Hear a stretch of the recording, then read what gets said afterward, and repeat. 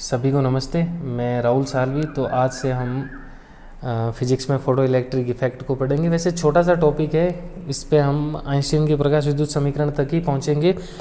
हाँ ठीक है। और मॉडल पेपर भी सॉल्व कर दिया गया है जो आपके थ्रू वीडियो तक पहुंच जाएगा।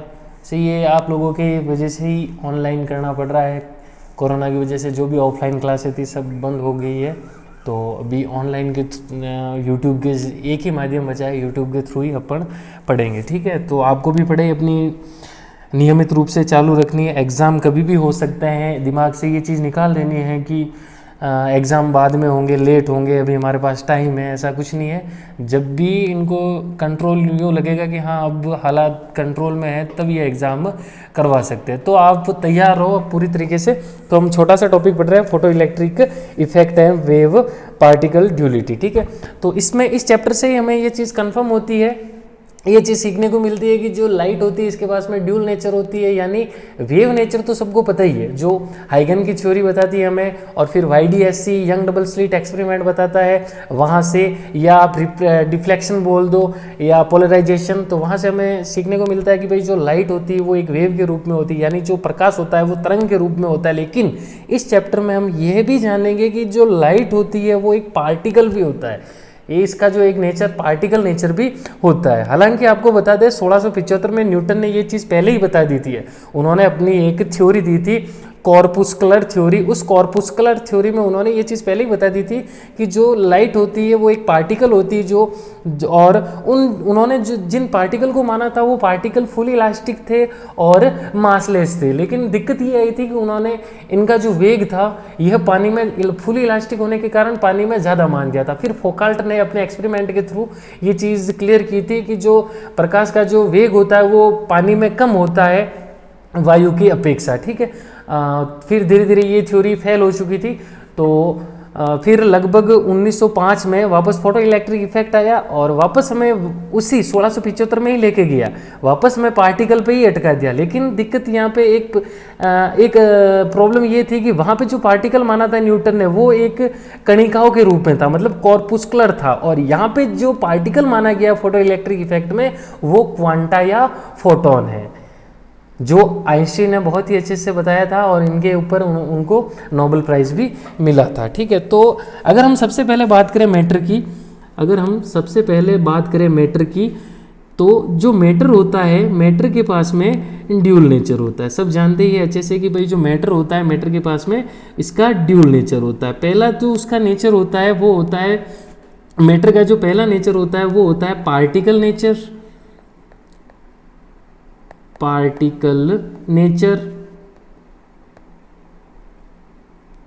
ठीक है, जैसे आप है, हम सब है, मैं हूँ, तो हम सब पार्टिकल ही है। तो मैटर का जो पहला नेचर होता है वो पार्टिकल नेचर होता है, और दूसरा होता है इसका वेव नेचर होता है। ठीक है, तो मैटर के पास में भी दो नेचर होते हैं, पार्टिकल नेचर और वेव नेचर। इन मैटर के दोनों नेचर को समझाने वाले वैज्ञानिक थे डेविडसन और जर्मर। इन्होंने एक एक्सपेरिमेंट किया था, उस एक्सपेरिमेंट के थ्रू ही हमें ये चीज़ सीखने को मिली थी कि भाई जो मैटर होता है, मैटर के पास में ड्यूल नेचर होता है। तो ये जो एक्सपेरिमेंट किया था ये किसने किया था? डेविडसन और जर्मर ने।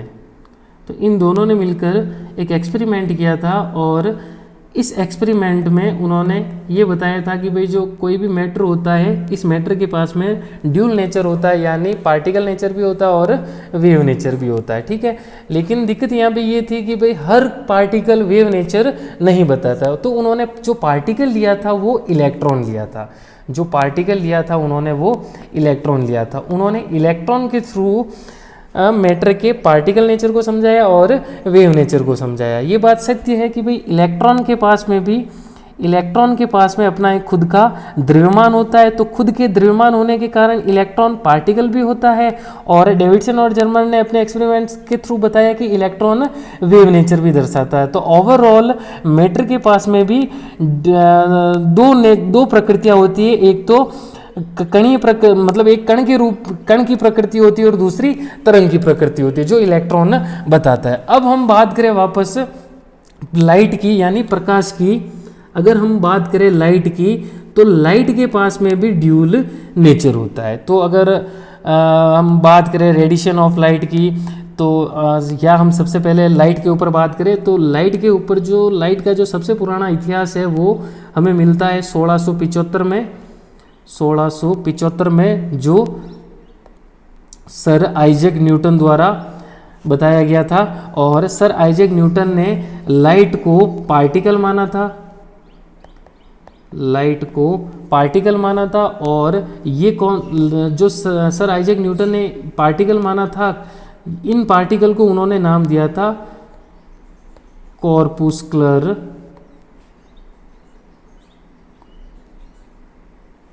पार्टिकल, कणिकाएं सिद्धांत, या इसको कॉर्पुस्कुलर थ्योरी भी बोलते हैं। तो ये सर आइजैक न्यूटन के द्वारा प्रतिपादित सिद्धांत था, और इस सिद्धांत में उन्होंने लाइट को कॉर्पुस्कुलर पार्टिकल माना था। और इन्होंने इसमें ये बताया था कि भाई जो लाइट होती है वो कॉर्पुस्कुलर पार्टिकल के रूप में होती है, और ये जो पार्टिकल होते हैं ये पार्टिकल फुली इलास्टिक होते हैं और मासलेस होते हैं, और इनका जो वेग होता है वो पानी में ज़्यादा होता है और वायु में कम होता है। फिर फोकाल्ट ने इसको फेल कर दिया था, इस थ्योरी को। फिर धीरे धीरे YDSC एक्सपेरिमेंट आया, और फिर YDSC एक्सपेरिमेंट के बाद में इसी एरा में सेम जन्मे थे हाइगन्स, और हाइगन्स ने बताया था कि जो लाइट होती है वो मैकेनिकल वेव होती है, जो रिफ्लेक्शन ऑफ लाइट और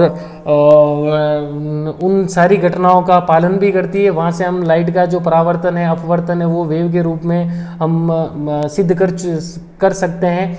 और फिर YDSC एक्सपेरिमेंट आया, यंग डबल स्लिट एक्सपेरिमेंट। उसके थ्रू हमने ये जाना था कि जो प्रकाश है वो एक तरंग के रूप में है, और इसके पास में जो तरंग है यह विवर्तन, व्यतिकरण, ध्रुवण जैसी घटनाओं को हम इससे समझ सकते हैं। तो सबसे पहले अगर प्रकाश का जो इतिहास जो हमें मिला है वो 1675 में मिला है, जो न्यूटन द्वारा प्रतिपादित था। अब इसके अगर हम बाद की बात करें, तो इसके बाद अगर हमें कोई हिस्ट्री मिली है तो वो मिली है 1801 में। 1801 में, और 1801 में यंग के द्वारा एक बहुत ही फेमस एक्सपेरिमेंट आया था, YDSC young double slit experiment. इस एक्सपेरिमेंट ने कॉर्पुस्कुलर थ्योरी की पूरी तरीके से धज्जियां उड़ा दी थी, और इस एक्सपेरिमेंट के थ्रू हमें ये चीज़ मिली कि जो लाइट होती है वो एक तरंग के रूप में होती है, क्योंकि इस एक्सपेरिमेंट से हमें पोलराइजेशन समझ में आ गया था, डिफ्रैक्शन समझ में आ गया था। ठीक है, ऐसी इन सभी घटनाओं का हमें समझ आ गया था जो एक तरंग को परिभाषित करता है। यानी YDSC एक्सपेरिमेंट में क्या बताता है, व्यतिकरण को, विवर्तन को और ध्रुवण को। तो यहाँ से हमें ये चीज़ सीखने को मिली थी कि भाई जो प्रकाश होता है वो किसके रूप में होता है, तरंग के रूप में होता है। ठीक है, इसके बाद में अगर हम आगे बढ़ें तो लगभग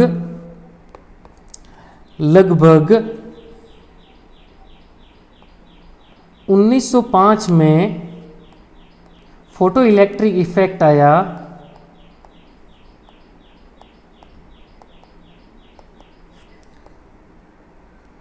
फोटो इलेक्ट्रिक इफेक्ट आया, और फोटो इलेक्ट्रिक इफेक्ट में वापस लाइट को किसके रूप में माना, पार्टिकल के रूप में। किसके रूप में माना था, पार्टिकल के रूप में माना था। और अब इंटरेस्टिंग बात ये थी कि ये जो पार्टिकल थे, इन पार्टिकल को फोटोन या क्वांटा नाम दिया। क्या नाम दिया इनको, फोटोन या क्वांटा। फोटोन या इनको क्वांटा नाम दिया था। ठीक है, इन पार्टिकल को नाम दिया था फोटोन या क्वांटा नाम दिया था। ठीक है, तो कहानी जहाँ से शुरू हुई थी वहीं पे ख़त्म हुई थी, न्यूटन ने भी इनको पार्टिकल ही माना था, और आइंस्टीन जो थे उन्होंने भी फोटो इलेक्ट्रिक इफेक्ट में इनको पार्टिकल के रूप में ही लाइट को माना, तभी ये फोटो इलेक्ट्रिक इफेक्ट को समझा पाए थे। लेकिन फ़र्क ये था कि न्यूटन के द्वारा माने गए जो पार्टिकल थे वो कॉर्पुस्कुलर थे, और आइंस्टीन के द्वारा ये जो पार्टिकल माने थे वो क्वांटा थे, जिन्हें हम आज फोटोन कहते हैं। ठीक है, तो ये पूरी हिस्ट्री है लाइट की। तो यहाँ से एक ही चीज़ हमें मिलती है कि जो लाइट है यह दोगला होता है। भाई जो लाइट की जो प्रकृति होती है वो दोगली होती है। ये डिपेंड करती है क्या है परिस्थितियाँ, ये परिस्थिति के अनुसार अपने रंग बदलती है। ये परिस्थिति के अनुसार कभी वेव नेचर बताती है, कभी पार्टिकल नेचर बताती है। अगर परिस्थिति बन रही है कि इसको वेव नेचर बताना है तो वो वहाँ पे तरंग के रूप में ही अपने आप को प्रदर्शित करेगी। अगर कंडीशन बन रही है कि यहाँ पे इसको पार्टिकल के रूप में ही अपने आप को बताना, तो वो वहाँ पे वेव नेचर को पूरी तरीके से खो देगी और केवल पार्टिकल नेचर के रूप में आगे बढ़ेगी। तो ओवरऑल जो रेडिएशन जो लाइट है, जो रेडिएशन जो लाइट है, इसके पास में भी इसके ड्यूल नेचर होते हैं। जैसे मैटर के हमने समझे हैं पार्टिकल, वेव नेचर और पार्टिकल नेचर, उसी प्रकार रेडिएशन ऑफ लाइट के भी ड्यूल नेचर होते हैं। पहला होता है वेव नेचर और दूसरा होता है इसका पार्टिकल नेचर।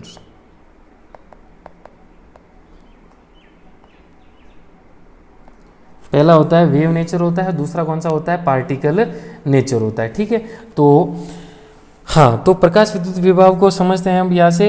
आशा करते हैं पूरी घटनाएं समझ में आ गई होगी। तो यहाँ से हमें जो प्रकाश है, इस प्रकाश की जो प्रकृति है वो डबल है भाई, एक तरंग प्रकृति भी है और दूसरी कणीय प्रकृति भी है। ठीक है, तो अब हम फोटो इलेक्ट्रिक इफेक्ट के ऊपर जाते हैं सीधा। तो फोटो इलेक्ट्रिक इफेक्ट को समझने से पहले आपको कुछ कंडीशन अप्लाई कर देनी होगी कि जैसे पहले हमने कंडीशन यहाँ पे मानी है कि जो लाइट, जो रेडिएशन जो लाइट है वो पार्टिकल, जो रेडिएशन लाइट है वो पार्टिकल नेचर है। और ये जो पार्टिकल होते हैं वो पार्टिकल जो होते हैं वो कौन से होते हैं भाई, फोटोन और क्वांटा। या तो हम इसे फोटोन भी कह सकते हैं या हम इसे क्वांटा भी कह सकते हैं। ठीक है, तो अब हम यहाँ से समझते हैं फोटो इलेक्ट्रिक इफेक्ट को। तो जो प्रकाश विद्युत प्रभाव की अगर हम बात करें, चलो हिंदी में लिखते हैं यहाँ से, प्रकाश विद्युत प्रभाव,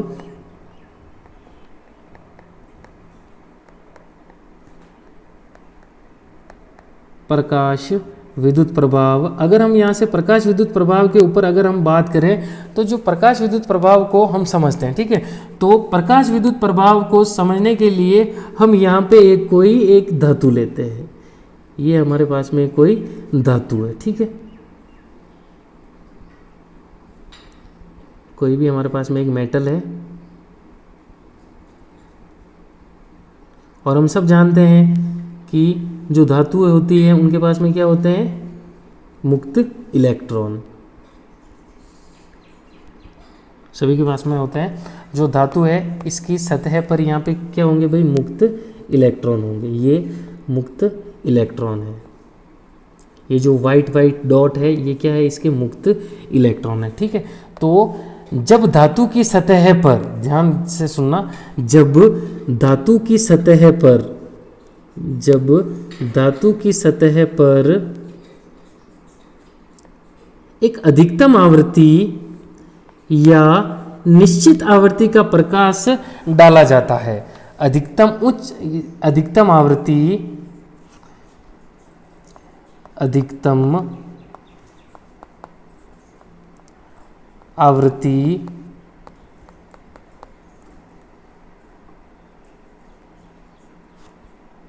या निश्चित आवृत्ति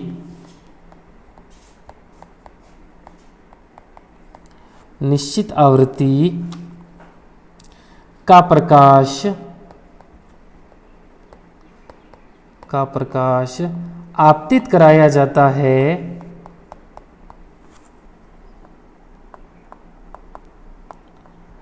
आपतित करवाया जाता है, जिसका तरंगदैर्ध्य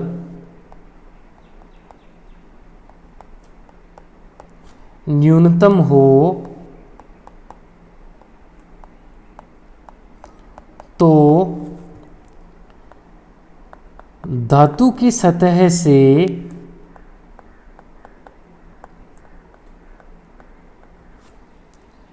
इलेक्ट्रॉन उत्सर्जित होते हैं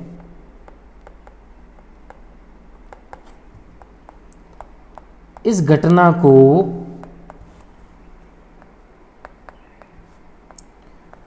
प्रकाश विद्युत प्रभाव कहते हैं। इस घटना को प्रकाश विद्युत प्रभाव कहते हैं। तो ध्यान से सुनो, जब किसी धातु की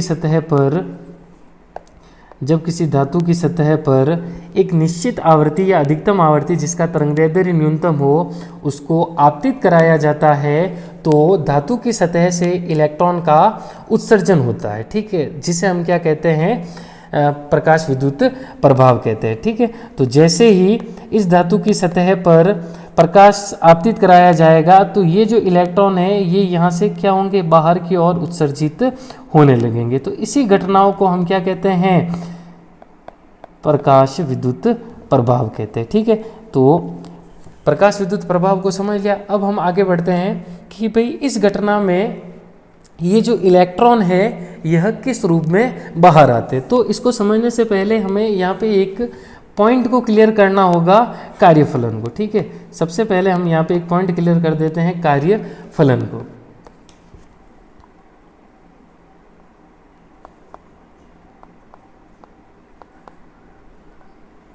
और बच्चों कार्यफलन को हम फाई नॉट से व्यक्त करते हैं, ठीक है। बहुत ही ईजी है इसको समझना, कार्यफलन। तो कार्यफलन क्या होता है, जैसे ये हमारे पास में कोई एक धातु था,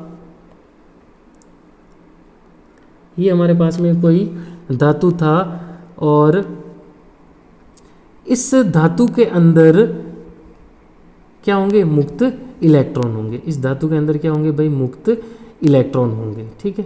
तो ये हमने कोई धातु ले रहे हैं, ठीक है, इसके अंदर बहुत सारे इलेक्ट्रॉन होंगे लेकिन हम एक ही इलेक्ट्रॉन लेके इसको समझते हैं। तो मान लिया जाए इसके अंदर कोई एक इलेक्ट्रॉन है, ये इस धातु का इलेक्ट्रॉन है, ठीक है। तो जैसे ही धातु की सतह पर एक निश्चित आवृत्ति या अधिकतम आवृत्ति का प्रकाश आपतित कराया जाता है तो यहाँ से ये जो इलेक्ट्रॉन है, इस धातु की सतह को, ये जो इलेक्ट्रॉन है इस प्रकाश से ऊर्जा ग्रहण करके इस धातु की सतह से बाहर निकल जाता है। इस धातु की सतह से क्या निकल जाता है भाई, बाहर निकल जाता है, ठीक है, जिसे हम क्या कहते हैं, इसका कार्य फलन कहते हैं। तो इसको हम समझेंगे कि जब किसी धातु की सतह पर कोई प्रकाश आपतित कराया जाता है तो धातु की सतह पर उपस्थित इलेक्ट्रॉन प्रकाश से ऊर्जा को ग्रहण करता है और उस ऊर्जा को ग्रहण करके सतह से बाहर निकल जाता है, जिसे हम उसका क्या कहते हैं, कार्य फलन कहते हैं। अर्थात इस प्रकाश के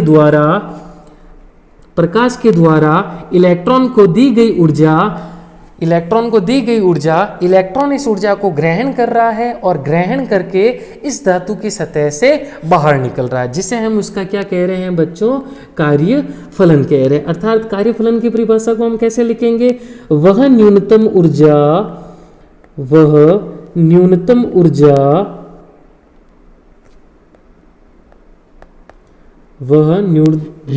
ऊर्जा जो इलेक्ट्रॉन को धातु की सतह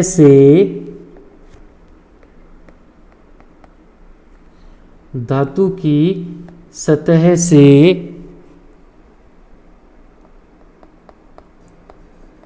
बाहर निकालने के लिए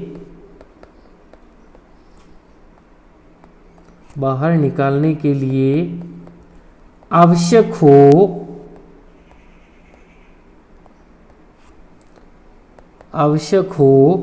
उसे उसका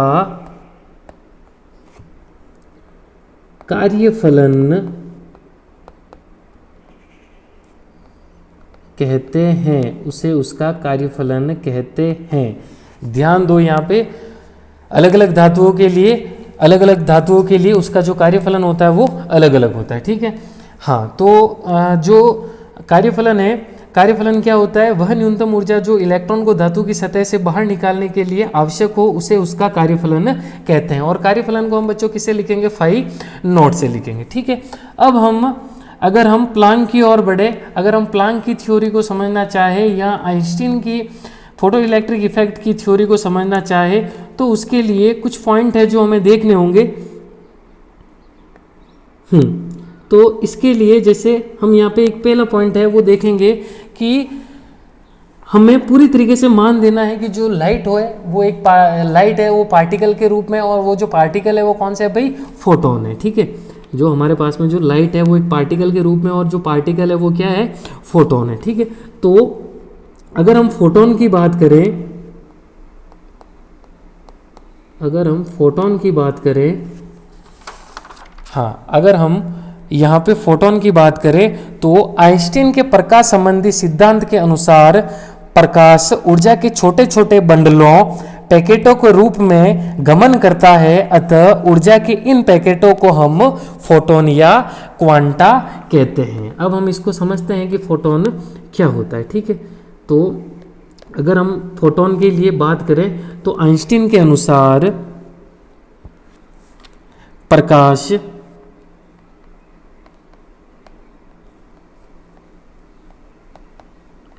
ऊर्जा के छोटे छोटे बंडलों के रूप में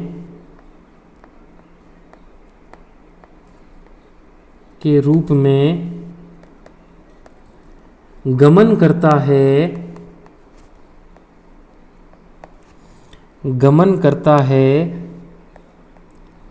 अतः ऊर्जा के इन पैकेटों या बंडलों को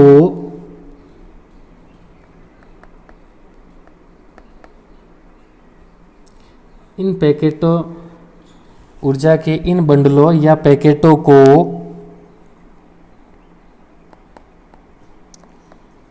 फोटोन या क्वांटा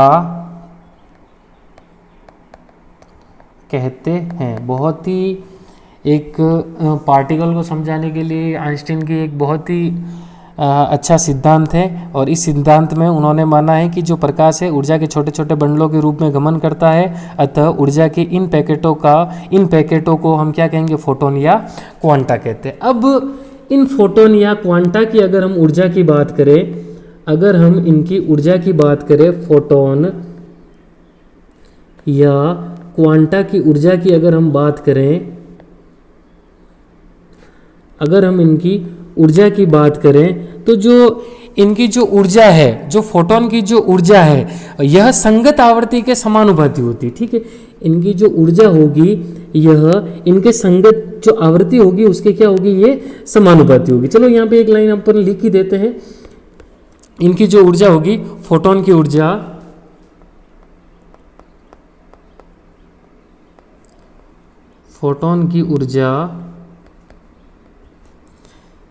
संगत आवृत्ति के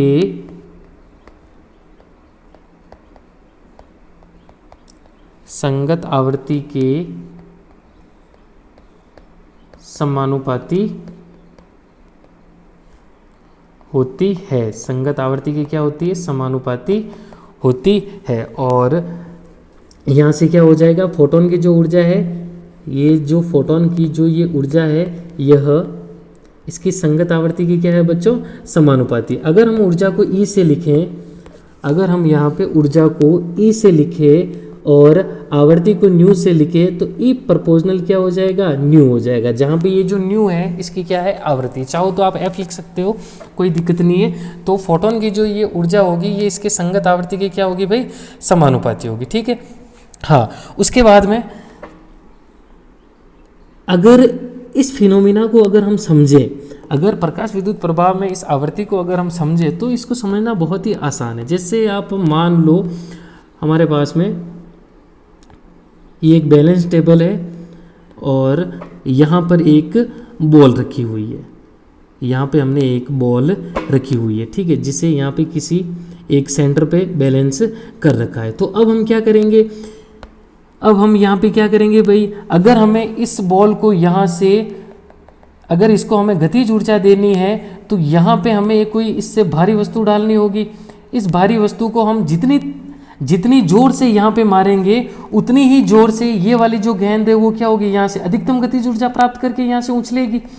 तो यानी अगर हम यहाँ पर जो हम यहाँ पे बॉल डालेंगे, अगर हम उसके अंदर गतिज ऊर्जा का मान बहुत ज़्यादा कर दे और उसको यहाँ पे आपतित करवाए, यहाँ पे डाले, तो इस यहाँ से उछलने वाली जो बॉल होगी उसके पास में जो गतिज ऊर्जा होगी वो क्या होगी, बहुत ही ज़्यादा होगी और वो अपार गतिज ऊर्जा से एकदम से उछलेगी और उछलकर आगे चली जाएगी। अगर हम इस वाली बॉल को अगर हम कम गतिज ऊर्जा से यहाँ पे डालेंगे, मतलब इसको हम कम ऊर्जा देंगे, तो यहाँ वाली जो बॉल होगी वो क्या होगी, थोड़ी कम गतिज ऊर्जा प्राप्त करेगी, जिसके कारण ये कुछ एक दूरी तय कर पाएगी और उछल के वापस क्या करेगी, वहीं पे गिर जाएगी। अर्थात जितनी ज़्यादा यहाँ पे, जितनी तेज हम गतिज ऊर्जा की बॉल यहाँ पे डालेंगे उतनी ही ज़्यादा यहाँ से जो ये बॉल होगी वो उछलेगी, ठीक है। अर्थात इसी प्रकार हम फोटो इलेक्ट्रिक इफेक्ट को भी हम बच्चों समझ सकते हैं कि जैसे ये हमारे पास किसी धातु की सतह है और इस धातु की सतह पर अगर हम इसके संगत आवर्ती का मान जितना अधिक रखेंगे, इसके संगत आवर्ती का मान जितना अधिक रखेंगे उतने ही अधिक यहाँ से इलेक्ट्रॉन का क्या होगा, उत्सर्जन होगा, उतना ही अधिक यहाँ से इलेक्ट्रॉन का क्या होगा, उत्सर्जन होगा। सेम फिनोमिना यहाँ पे काम कर रहा है, जितनी तेज आप यहाँ पे बॉल डालोगे उतनी तेज यहाँ से आगे वाले बॉल उछलेगी, क्योंकि जितनी गतिज ऊर्जा आप दोगे उतनी ही गतिज ऊर्जा आपको क्या करेगी, मिलेगी। अर्थात अगर हमें प्रकाश विद्युत प्रभाव से इन फोटो इलेक्ट्रॉनों को अगर अधिक से अधिक उत्सर्जन करवाना है तो इसके लिए इसकी जो आवृत्ति होगी वह भी क्या होनी चाहिए भाई, अधिकतम होनी चाहिए। अगर आवृत्ति अधिक होगी बच्चों तो इसकी जो ऊर्जा होगी, इसकी ऊर्जा भी क्या होगी, अधिकतम होगी। इसीलिए फोटोन की ऊर्जा जो होती है इसकी संगत आवर्ती की क्या होती है, समानुपाती होती है। जितनी तेज आवर्ती का फोटोन आके सतह पे गिरेगा उतने ही फोटोन उत्सर्जित होंगे, उतने ही फोटो इलेक्ट्रॉन उत्सर्जन होंगे, ठीक है। तो ये चीज़ समझ में आ गई होगी कि भाई जो फोटोन की जो ऊर्जा होती है, फोटोन की ऊर्जा जो ई होती है, यह इसकी संगत आवर्ती न्यू की क्या होती है, समानुपाती होती है और ई बराबर हो जाता है एच न्यू हो जाता है, जहाँ पे जो एच है वो हमारा है प्लांक कांस्टेंट है। एच को हम क्या कहते हैं, प्लांक नियतांक कहते हैं। यहाँ पे एच जो है वो क्या है, प्लांक नियतांक, ठीक है। इसकी वैल्यू हमने बहुत ही यूज़ करी है क्लास में, न्यूमेरिकल में, ठीक है। तो ये प्लांक कांस्टेंट है, ठीक है। तो हमें पता चल गया है कि भाई जो फोटोन के पास जो इसकी ऊर्जा होती है वो कितनी होती है, एच न्यू होती है। अगर हम फोटोन के अगर हम द्रव्यमान की बात करें, अगर हम फोटोन के द्रव्यमान की बात करें तो जो इसका रेस्ट मास होता है वो 0 होता है। इसका जो रेस्ट मास होता है वो क्या होता है बच्चों, 0 होता है। और इसका जो गतिक द्रव्यमान होता है, वैसे इसको समझना बहुत ही कठिन होता है लेकिन किताबों में हमें मिल जाता है इजी वे में कि भाई जो फोटोन का जो द्रव्यमान गतिक द्रव्यमान जो होता है वो होता है h/c लैम्डा, m बराबर h/c लैम्डा। उसको हम छोड़ देंगे, उससे हमें नहीं समझना है। इसके बाद में हम सीधा चले जाएंगे आइंस्टीन की प्रकाश विद्युत समीकरण पर। जो आइंस्टीन की जो प्रकाश विद्युत समीकरण है वो क्या है, तो आगे का जो हमारा जो टॉपिक है वो है आइंस्टीन की प्रकाश विद्युत समीकरण। आइंस्टीन की प्रकाश विद्युत समीकरण,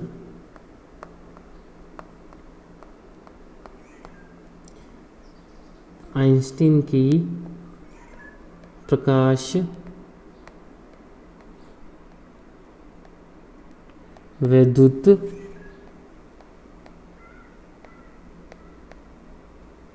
समीकरण।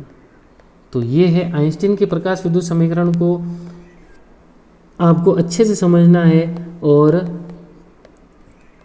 ये थ्योरी क्या कहने चाह रही है, जिससे इसको आइंस्टीन को नोबेल पुरस्कार मिला था, वो हम समझते हैं। तो आइंस्टीन के प्रकाश विद्युत प्रभाव को हम समझते हैं, ठीक है। तो आइंस्टीन के प्रकाश विद्युत प्रभाव को समझने से पहले हमें ये चीज़ें हमने जो सीख ली उनको वापस रिवीजन करना होगा कि आइंस्टीन के अनुसार जो फोटोन के पास में जो ऊर्जा होती है वो कितनी होती है भाई, एच न्यू होती है। जो फोटोन के पास में जो ऊर्जा होती है वो कितनी होती है, एच न्यू होती है। ठीक है, तो आइंस्टीन के अनुसार अगर चलो हम यहाँ पे लिख देते हैं, आइंस्टीन के अनुसार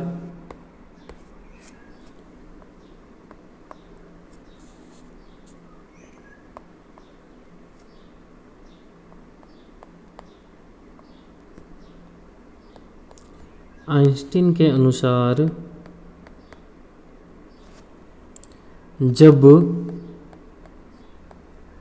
एच न्यू ऊर्जा का फोटोन, एच न्यू ऊर्जा का फोटोन धातु की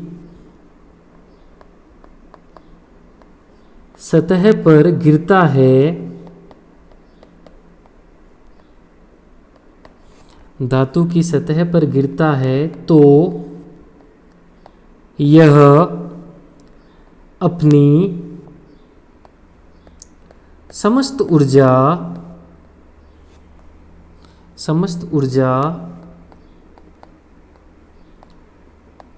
धातु के किसी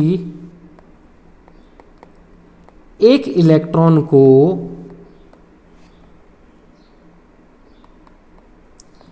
दे देता है।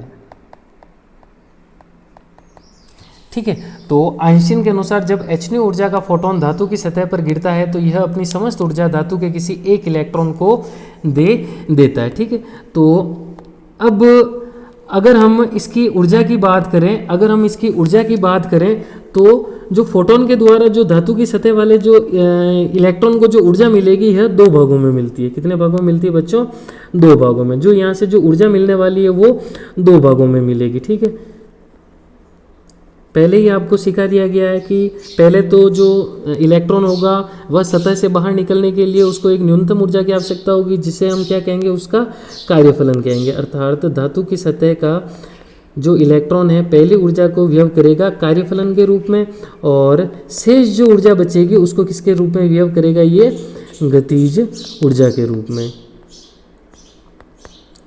किसके रूप में व्यय करेगा, ये गतिज ऊर्जा के रूप में व्यय करेगा। ठीक है, अब हम आइंस्टीन का प्रकाश विद्युत समीकरण समझते हैं कि भाई आइंस्टीन का प्रकाश विद्युत समीकरण क्या है। ठीक है, तो इसके लिए मान ले हमारे पास में ये कोई एक धात्विक सतह है। ठीक है, इसके लिए हम मान देते हैं हमारे पास में ये कोई एक धात्विक सतह है, ये कोई धात्विक सतह है।